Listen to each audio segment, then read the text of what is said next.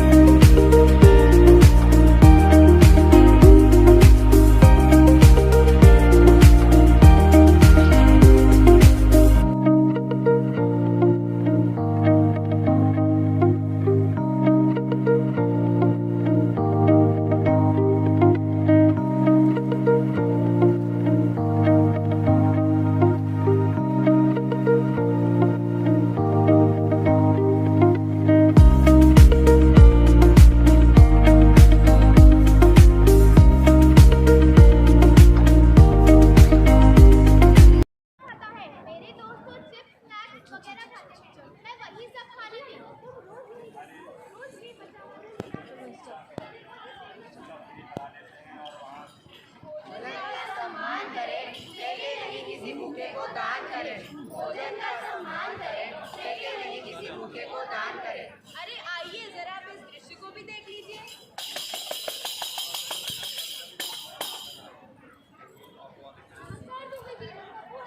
नमस्कार नमस्कार। अरे जरा ढंग से हाथ चलाओ, बिटिया की शादी है हमारी, कोई मजाक थोड़ी है। भैया हमको बता दीजिए कितने लोगों का खाना है?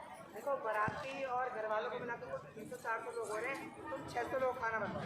भैया खाना बच जाएगा। अरे खाना बचता है बच्चे, खराब होता है खराब है, मुझे उससे क्या, आखिर मेरा भी तो कुछ नाम है शहर में। जी भैया सही बात है। अरे भाई कहाँ चले जा रहे हो, जरा आप इस दृश्य को भी देख लो।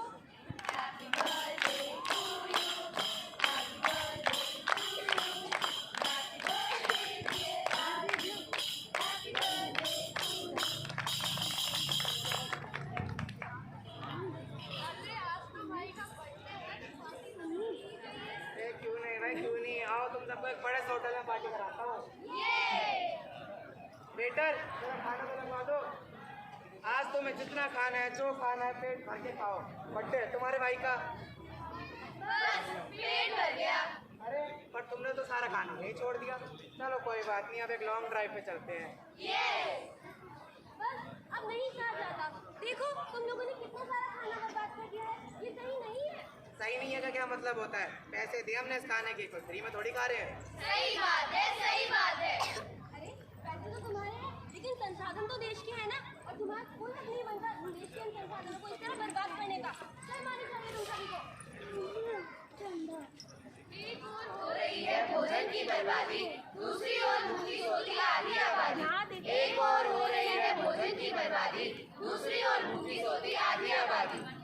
रेडियो में खास सभी ने इन तीनों दृश्यों में खास क्या था? खास ये था कि इन तीनों दृश्यों में भोजन की बर्बादी हो रही है। बर्बादी वो कैसे भाई, वो कैसे? अरे हम लोग उस संस्कृति से आते हैं जहाँ थाली में खाना छोड़ना पाप माना जाता है और अन्न को भगवान का दर्जा दिया जाता है, और ये सब हमारे ही देश में हो रहा है। साईं इतना दीजिए, हमें कुछ समाए। मैं भी भूखा ना रहूं, सासु न भूखा जाए। साईं इतना दीजिए, हमें कुछ समाए। मैं भी भूखा ना रहूं, सासु न भूखा जाए।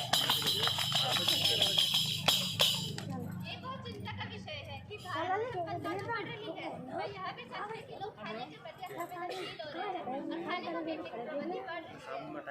एक ओर तो खाद्य क्षेत्र विकसित हो रहा है और दूसरी ओर ये वर्ल्ड हेल्थ रैंक में भारत 97वें नंबर पर आता है। भारत में हर साल 25 होता है। ये पागल है लोग यार, पता क्या चीज बता रहे हैं। हम सभी भोजन की बर्बादी कर रहे हैं। बर्बादी, भोजन की बर्बादी, वो कैसे? वो कैसे भाई, वो कैसे? भाई ऐसा है कि आजकल समाज में दिखावे के कारण शादी ब्याह त्योहारों आदि में भोजन की बर्बादी एक सामान्य सी बात हो गई है। और तो और वर्ल्ड फूड ऑर्गेनाइजेशन की रिपोर्ट के अनुसार विश्व का हर 7वां व्यक्ति भूखा सोता है। आजकल खान पान की संस्कृति हमारी रसोइयों से ही खराब होना शुरू हो गई है। लोग खाते कम है, फेंकते ज्यादा है। खाते कम है, फेंकते ज्यादा है। खाते कम है, फेंकते ज्यादा है।